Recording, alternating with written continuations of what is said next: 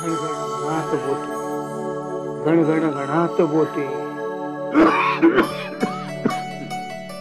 घणघणात बोटे, घणघणात बोटे. आबा आनंद, मला आलंस तू? बघ, तुझ्यासाठी गरम गरम पेस्ट तयार केली. आधी पेस्ट पिऊन घे, मग तुला पाठशाळेत जायचंय ना? पेज राहू दे, आधी तू औषध पिऊन घे. सारखा खोकत असतोस ना, वैद्यभवांकडे जाऊन औषध घेऊन आलोय. तू औषध आणलं? आणि काय रे, औषधासाठी पैसे कुठून आणले? होते माझ्याजवळ. आनंदा,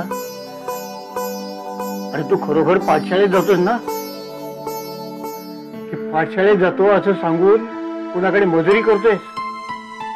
पाठशाळेतच जातो आबा. हे पैसे खाऊसाठी दिले होतेस ना, ते जपून ठेवले होते मी. अरे खाऊचे पैसे तू माझ्या औषधासाठी खर्च केले. तुझा आजोबा आता म्हातारा झालाय. छोटी छोटी दुखणी व्हायची, पण तुझं वय खेळायचं, बागडायचं आहे, मौज मजा करायचं आहे. आणि तुझा नुसताच खोकायचा. तूच सांगितलं होतं ना मला, माझी आई आणि बा दोन्ही पुरात गेले म्हणून. त्यानंतर तूच मला वाढवलंस. माझा आई आणि बा दोन्ही बी तूच झालास. मग तूच मला सांग, तू माझ्या बा आणि आई सारख्या आबाची सेवा करायची सोडून मी मौज मजा करायची का? आबा, अरे मला तू आणि तुला मी. जर उद्याच्याला तुला काय झालं तर माझा काय होणार? हे घे, हे औषध पी बघू. हांग अशी. आता बघ खोकला पळतो की नाही. आनंद, अरे किती करशील आजोबासाठी? तू नाही काय करत माझ्यासाठी. म्हातारा झालास तरी मालकाकडे माळी काम करतोस. हाताला काटे बोसतात तरी पण तू सहन करतोस. माझ्यासाठी करतोस ना? आनंद, मला पाठशाळेत जायचंय. मी पाटी आणि खडू आणतो. औषध पिऊन घ्या सगळं.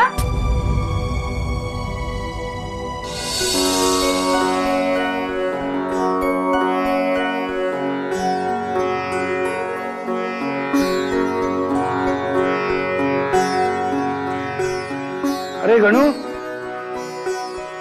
मालक, अरे बाग फार छान फुलवली आहेस. मी आत्ताच बघून आलो. ही सगळी गजानन महाराजांची कृपा आहे मालक. तुझा हा स्वभाव मला फार आवडतो. चांगलं काही झालं की त्याचं श्रेय तू स्वतःला न घेता ते गजानन महाराजांना देतोस. महाराजांमुळेच चाललंय सगळं, नाहीतर माझी काय पत. आता महाराजांनी माझ्या नातवाकडे सुद्धा पाहावं म्हणजे झालं. गुणी आहे तुझा नातू. पाठशाळेत जातो की नाही? हो त्याला काय लागलं सवरलं तर निसंकोचपणे मला सांग. मालक, तुमच्याजवळ कसा विषय काढायचा याच विचारत होतो मी, पण आता तुम्हीच बोललात त्यामुळे माझी भीड चेपली बघा. मालक, आता माझं वय झालं. पिकलं पान कधी गळून पडेल काही सांगता येत नाही. अहो, माझ्या माघारी या पोराचं काय होणार काही कळत नाही. तो अवघा 10-12 वर्षाचा आहे. त्याचं भविष्य घडताना मला पाहिजे.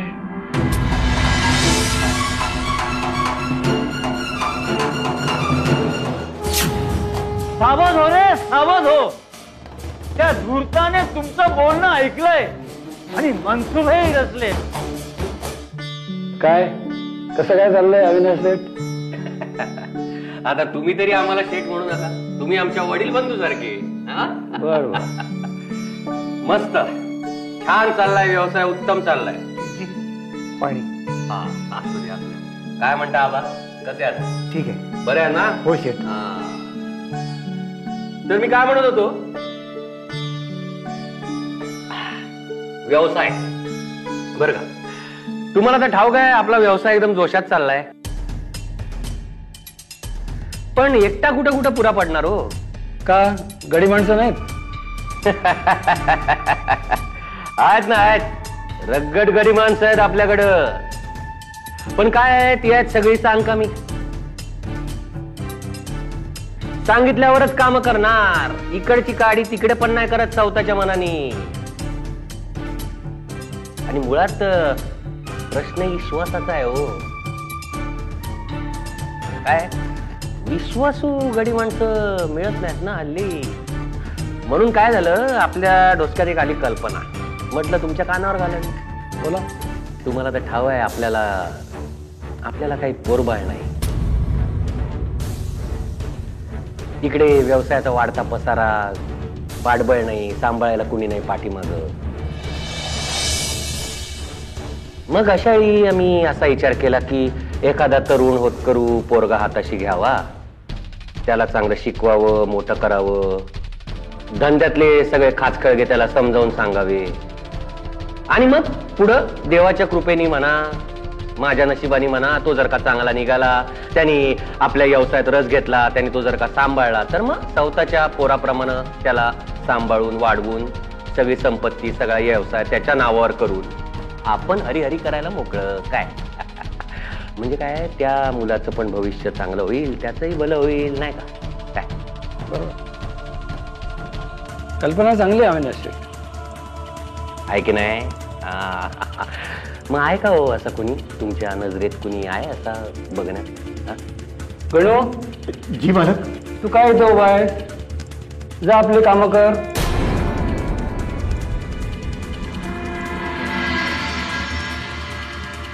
मी काय म्हणतो, त्या आबांचा कोणीतरी एक नातू, काय नाव त्याच? आनंद, आनंद नाव आहे त्याचं. आनंद काय नाव त्याचं? या आबांचा आनंद जर का आम्हाला मिळाला तर आम्हाला लई आनंद होईल. काय तेव्हा बघा,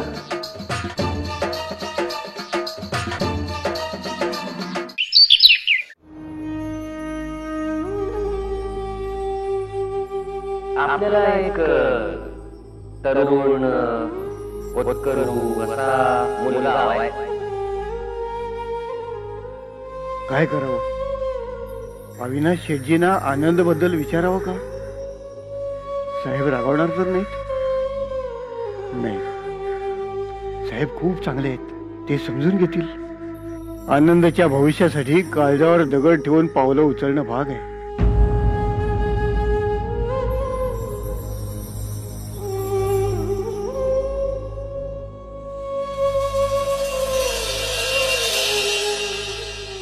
मी बोलतो गणेशी, त्यालाही त्याच्या नातवाची काळजी लागून राहिलेलीच आहे. पण त्याचं नातवावरील प्रेम बघता मला नाही वाटत तर तुमच्याबरोबर त्याला सहजासहजी जाऊन देईल. मालक, हा, ये गणू. मालक, जरा महत्वाचं बोलायचं होतं म्हणून काम टाकून आलो. बोल गणू, बोल. मालक, शेटजींना एक मुलगा हवा होता.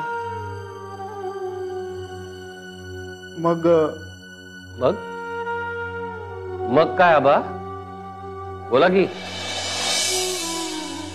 माझ्या आनंदाला घेता? रागावू नका, आम्ही गरीब आहोत, पण त्याच्यावर फार चांगले संस्कार केले. तो काळा बिंद्रा आहे, तुम्हाला शोभण्यासारखा नाही, पण मनानं खूप चांगला आहे, हुशार आहे. तुमच्याकडे वाढला तर त्याच्या आयुष्याचं सोनं होईल.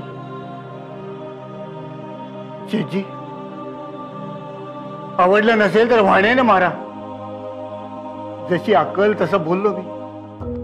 आता आम्ही काय बोलू? तुम्हीच बोला काय ते. अरे गणू, तू किती नशीबवान आहेस याची कल्पना आहे का तुला? साक्षात गजानन महाराजांची कृपा आहे तुझ्यावर, याचीच ही प्रचिती आहे. आता तुमच्या आनंदाविषयीच बोलत होतो आम्ही. मागे एकदा आलो होतो का नाही तेव्हा पाहिला होता मी तुमच्या आनंदाला. आपल्याला आवडला. हुशार पोरगा आहे. लई मोठी स्वप्न बघितलीत मी आबा त्याच्या डोळ्यात. मी वचन देतो त्याची सगळी स्वप्न म्या पुरी करून दाखवेन. आता तुम्ही म्हणत असाल तर उद्याच घेऊन जातो मी त्याला माझ्या संगत माझ्या गावी. उद्याच न्या. आता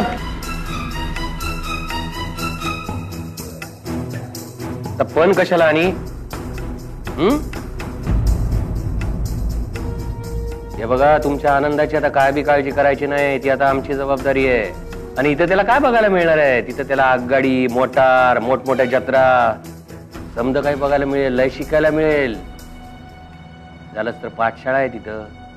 ठरलं शेजी, ठरलं. उद्याच्या उद्या आनंदाला तुमच्याकडे आणून सोडतो. ठरलं मग. शेजी,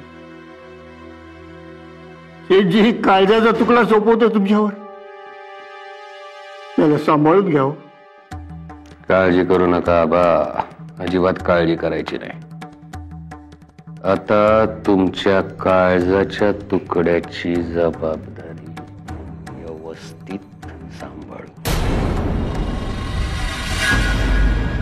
भुलला रे भुलला. दिखावायला फसला. ठीक आहे, आम्ही आहोत. आईने मुलाला अति जपू नये. जगाचा अनुभव घेऊ द्यावा. त्या अनुभवातूनच शहाणपण येतं.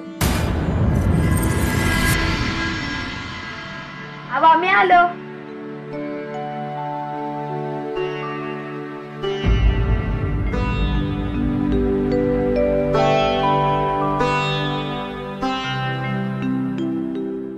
आबा असा का पाहतोस?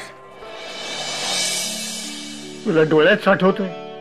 साठवतोस पण तुझ्या डोळ्यात तर पाणी आहे. मी बुडून जाईन ना.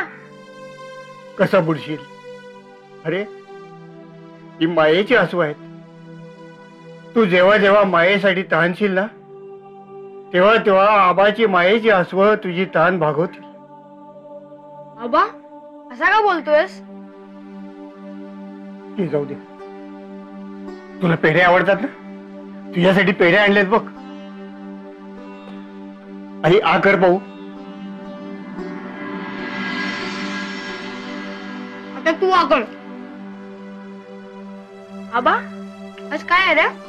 हे बघ, तुला हे गाव सोडून मोठ्या शहरात राहायला जायचंय. खरंच? त्या मोठ्या गावात अगीन गाडी चालते? हो, अगीन गाडी चालते. गोऱ्या साहेबांच्या मोटारी बी धावतात. मोठमोठे जत्रा भरतात. जत्रेत पाळणे जुळतात. डोंबऱ्याचे खेळ होतात. नाटुकले होतात. तुला तुला हे सगळं सगळं पाहायला मिळणार आहे बघ. किती मजा ना. आणि सांगू का, या मोठ्या शहरात एक मोठी पाठशाळा पण आहे. त्या पाठशाळेत शिकून तू खूप मोठा साहेब होणार. पाठशाळा म्हणजे आपण आपलं गाव सोडून तिकडे राहायला जायचं? आनंदा, सांग ना. आपण नाही. तुला सोडून मी माघारी परत येणार. का? हो, नाही, मी तुला सोडून कुठेच जाणार नाही. तुला जावंच लागेल आनंदा. अरे ते तुझ्या भल्यासाठीच आहे. तुझा आबा काही तुला आयुष्यभर पुरणार नाहीये. नाही, मी नको झालो ना तुला. आनंदा, तू टाकून देतोस मला. अरे काळजाचा तुकडा कोणी टाकून देतं का? मग तू मला सोडून माघारी काय येणार? तू बी राहा माझ्या बरोबर. मला नाही राहता यायचं आनंदा. का? कारण तसा करारच झालाय. करार? कुणा बरोबर? अविनाश शेठ बरोबर. तू मला ऐकतोस? आनंदा, मुस्काट रंगवीत परत असं बोललास तर. मग का पाठवतोस मला? जपान आहे रे माझं. तुझ्या आईशी बापसानं पाहिलेलं ते मला देऊन गेले.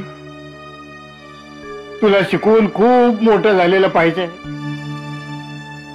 आमचं सपन पुरं नाही करणार तू? आबा महाराज,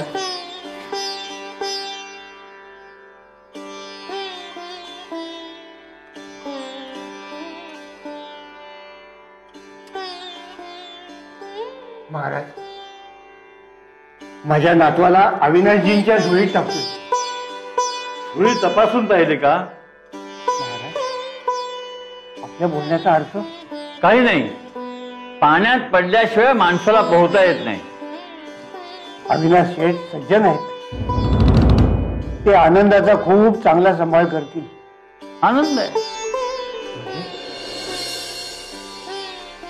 महाराज, नको का पाठवू आनंदाला? ठेस लागल्याशिवाय माणसाला चालावं कसं ते कळत नाही. महाराज, एक गोष्ट जिथे संपते तिथे दुसरी गोष्ट सुरू होते. एका रेषेचा शेवटचा बिंदू दुसऱ्या रेषेची सुरुवात ठरतो. महाराज, मला आबाला सोडून कुठे पण जायचं नाहीये, पण आबा मला बळेच धरतोय. आम्हाला कल्पना आहे तुला आबांना सोडून जायचं नाही ते आनंदा, पण एके दिवशी तोच तुला सोडून जाणार आहे. त्याचं काय? महाराज,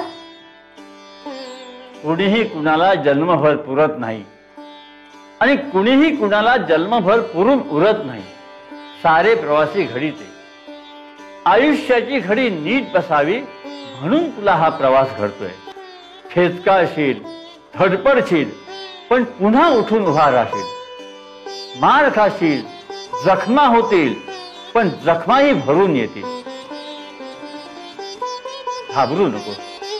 तुला जेव्हा गरज वाटेल तेव्हा आम्हाला हाक मार, आम्ही येऊ.